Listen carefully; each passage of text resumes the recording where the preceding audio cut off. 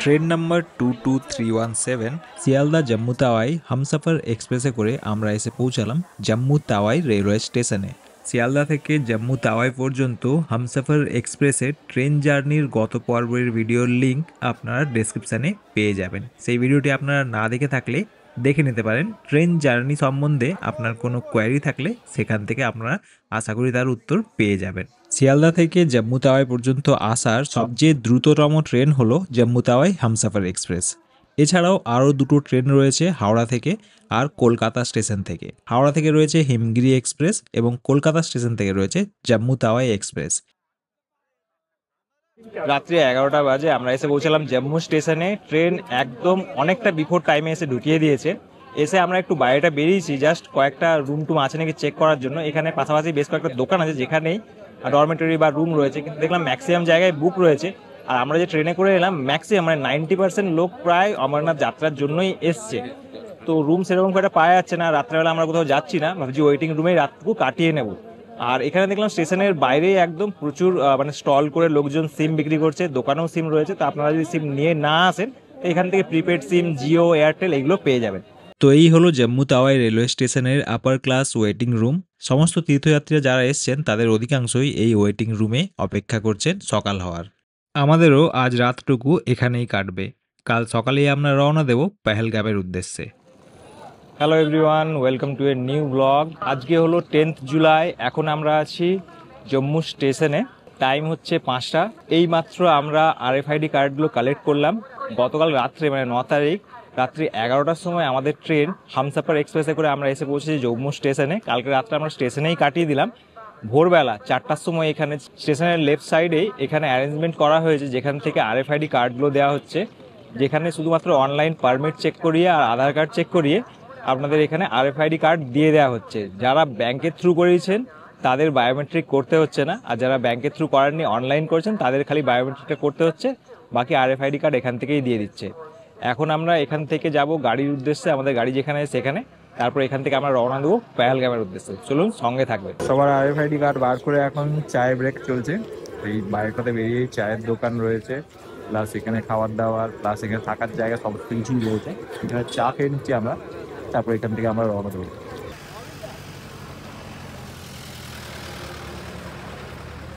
Station থেকে বেরিয়ে কিছুটা দূর এগোতেই আমরা পড়লাম বৃষ্টির খপ্পরে। বেশ জোরেই বৃষ্টি হচ্ছে। এখানে একটা ছোট্ট পুলিশ ক্যাম্প রয়েছে, সেই পুলিশ ক্যাম্পের মধ্যেই আমরা বৃষ্টির মধ্যে দাঁড়িয়েছি, না হলে পুরো ভিজে যেতাম। প্রায় আধ ঘন্টা মতো বৃষ্টি চলার পর বৃষ্টি এখন থেমে গেছে। আর বৃষ্টি থামার সাথে সাথেই আমরা এখন চলে এসেছি বাস স্ট্যান্ডে, যেখানে আমাদের ট্রাভেলার গাড়িটা আমাদের জন্য অপেক্ষা করছে। তো এইটা হলো আমাদের ট্রাভেলার গাড়ি, এটা এখন চলে এসছে। এখন বাজছে 6:30। আমরা এখন গাড়িতে উঠে বসবো। গাড়ি হয়তো মোস্ট প্রবাবলি 7টার সময় ছাড়বে, যখন কনভয় যাবে। তো এখন গাড়িতে ওঠা যাক। এই ট্রাভেলার গাড়িটা আমরা আগে থেকেই বুক করে রেখেছিলাম। আমাদের এই পুরো জার্নিতে এই ট্রাভেলার গাড়িটা আমাদের সঙ্গে থাকবে। ঘড়িতে বাজে 6:54। আমরা আমাদের যাত্রা স্টার্ট করলাম পেহেলগামের উদ্দেশ্যে। জম্মু থেকে পেহেলগামের দূরত্ব প্রায় 236 কিলোমিটার। যদিও সময় খুব বেশি লাগার কথা না, কিন্তু রাস্তায় বানিহালের কাছে প্রায় সময়ই জ্যাম লেগে থাকে, তাই সময়টা তুলনামূলক একটু বেশি লাগে। কিন্তু আর্লি মর্নিং স্টার্ট করায় আমরা অনেক তাড়াতাড়ি পৌঁছে যাব আশা করা যাচ্ছে। জ্যামের কথা বলতে বলতেই জম্মু থেকে বেরোতেই আমরা পড়লাম একটা ট্রাফিক জ্যামে। যদিও মনে হচ্ছে এই ট্রাফিক জ্যামটা বেশিক্ষণ থাকবে না। ট্রাফিক জ্যাম কাটিয়ে আবার আমরা রওনা দিয়েছি। রাত্রে ওয়েটিং রুমে খুব একটা ভালো ঘুম না হওয়ায় গাড়িতে বসেই চোখটা লেগে এসেছিল।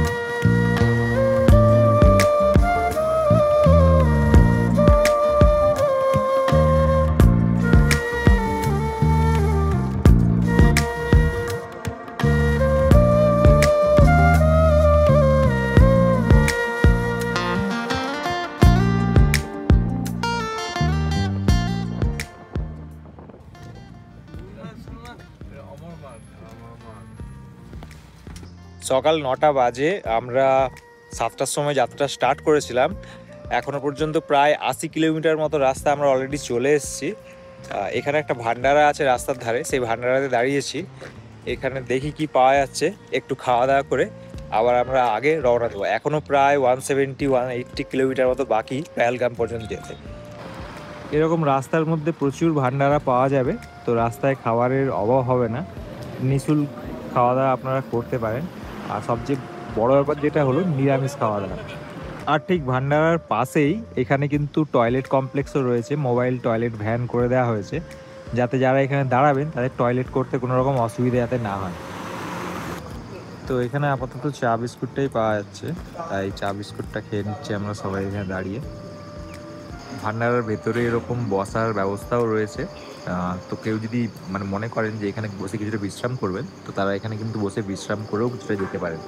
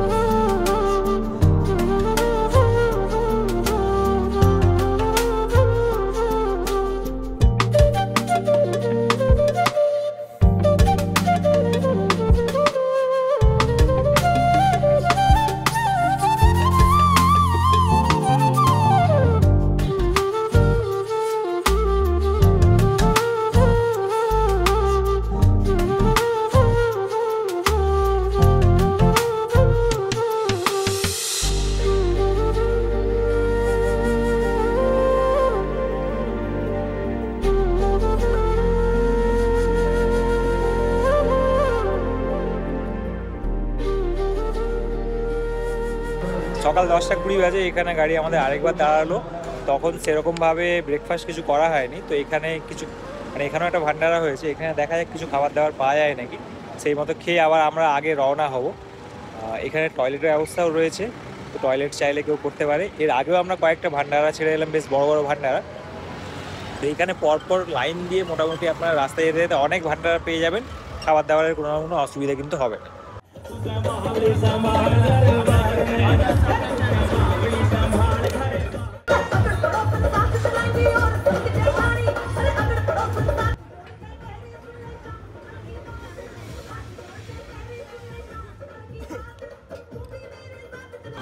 সকালের ব্রেকফাস্ট মোটামুটি আমাদের হয়ে গেল। পরোটা ছিল, সয়াবিনের তরকারি ছিল, সঙ্গে সিমই ছিল আর মিষ্টিও ছিল। তবে আমরা যে সময় খেয়েছিলাম তার একটু পরেই আবার বললো ধোসা, পাস্তা এগুলোও পাওয়া যাবে বলছিল। তো যাই হোক, আমাদের খাওয়া দাওয়া তো কমপ্লিট হয়ে গেছে, এবারে বাকি রাস্তা কভার করতে হবে। আর এখান থেকে আর 120 কিলোমিটার মতো ডিস্টেন্স রয়েছে পেহেলগামের। আর এখানে আরেকটা যেটা বললো যে নেক্সট 60 কিলোমিটারের মধ্যে কিন্তু আর কোনো সেরকম ভান্ডারা পাওয়া যাবে না, সেই জন্য বললো যারা এসছে মোটামুটি পেট ভরে খেয়ে নিতে। আর নিঃশুল্ক সেবা, আপনি মনের ইচ্ছায় চাইলে দান করতে পারেন। আপনি যদি মনে করেন যে দান করবেন, তো দান অবশ্যই করে যাবেন। দুপুর 12টা 20 বাজে আমরা পৌঁছালাম বানিয়ালের কাছে। রাস্তায় বিরাট জ্যাম, এখনো 90 কিলোমিটার রাস্তা বাকি। যা জ্যাম আছে মনে হচ্ছে এখনো ঘন্টাখানেক লাগবে এই জ্যাম ছাড়তে।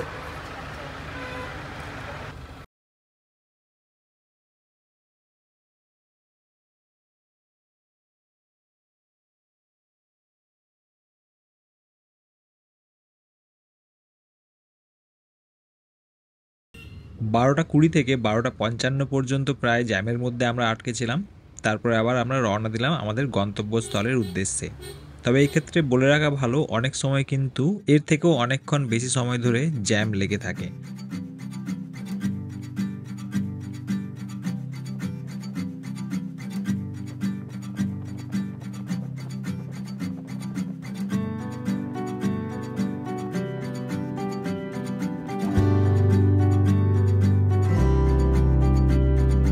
छोटी छोटी राहें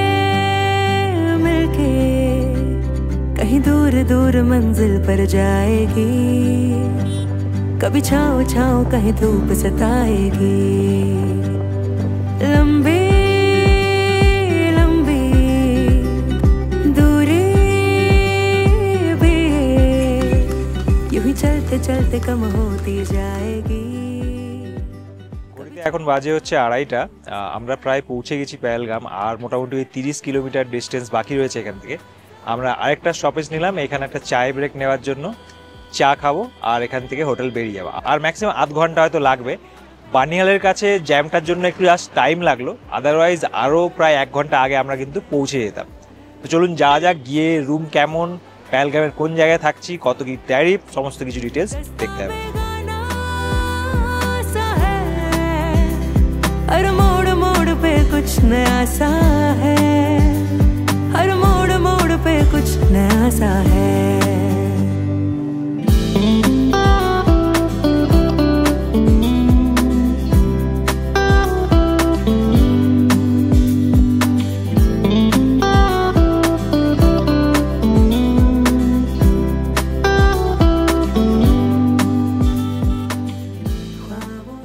পেহেলগাম ঢোকার ঠিক 3-4 কিলোমিটার আগে এরকম একটা বেস ক্যাম্প বানানো হয়েছে।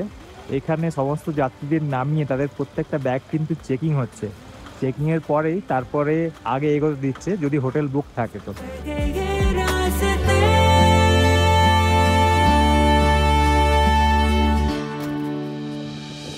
ऊंचे ऊंचे पहाड़ों पे जाके इस दिल की ख्वाहिशें यूं गुनगुनाए। তো জাস্ট এইমাত্র আমরা পৌঁছালাম পেহেলগামে। পেহেলগামে এসে আমরা এখন স্টে করছি জাহাঙ্গীর কটেজে। কটেজটা একটু ভেতরের দিকে। এই হলো জাহাঙ্গীর কটেজ, এইখানে আমরা যে স্টে করব। এই হলো জাহাঙ্গীর কটেজ, আমরা এখানে স্টে করছি। এখানে আমাদের রুমগুলো পড়েছে 1400 টাকা পার রুম। চলুন ভিতরে গিয়ে একটা রুম ট্যুর করে দিই। তো এইটা হলো আমাদের রুমটা। রুমটার মধ্যে একদম বেসিক কিছু রয়েছে। একটা সিঙ্গেল বেড রয়েছে, আর একটা ডাবল বেডের থেকে একটু বড়। এখানে 3 জন আর এখানে 4 জন থাকতে পারবে। আমাদের 4 জন হিসাবেই দিয়েছে। এর পাশে একটা বড় উইন্ডো রয়েছে, যেটা দিয়ে বাইরেটা দেখা যাচ্ছে। বাইরে যাওয়ার উপায় নেই ব্যালকনিতে।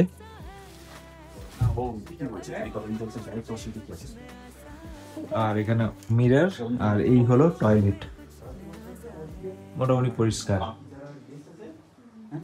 এইদিকে ব্যালকনিটা আছে, ব্যালকনিতে যাওয়া যাবে। এই রকম ব্যালকনি, ব্যালকনি দিয়ে আমাদের জানলা দেখা যাচ্ছে।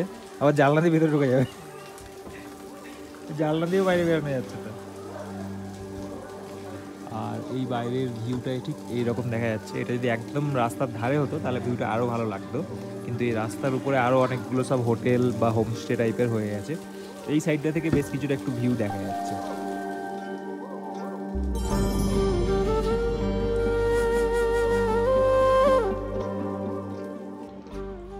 হোটেলে ফ্রেশ হয়ে পাশের রেস্টুরেন্ট থেকে আমরা অল্প খাওয়া দাওয়া করে নিলাম। তো বন্ধুরা, আজকের ভিডিওটা এই পর্যন্তই। আগামী পর্বে আপনারা দেখতে পারবেন পেহেলগামের চান্দনওয়াড়ি থেকে অমরনাথ পবিত্র গুহা পর্যন্ত আমাদের যাত্রা। রাস্তায় কী কী সমস্যার সম্মুখীন আমরা হয়েছি, কতদিন লেগেছে আমাদের যেতে, এবং রাস্তায় কোথায় কোথায় আমরা স্টে করেছি, কত কী খরচা পড়েছে, খাবার দাবারের কী কী অবস্থা ছিল, সমস্ত কিছু ডিটেলস কিন্তু আগামী ভিডিওতে আপনারা পেয়ে যাবেন। আগামী ভিডিওটা দেখতে কিন্তু আপনারা ভুলবেন না। আশা করি বন্ধুরা আজকের ভিডিওটা আপনাদের ভালো লেগেছে। ভিডিও ভালো লেগে থাকলে লাইক ও শেয়ার করতে ভুলবেন না। দেখা হচ্ছে আগামী ভিডিওতে।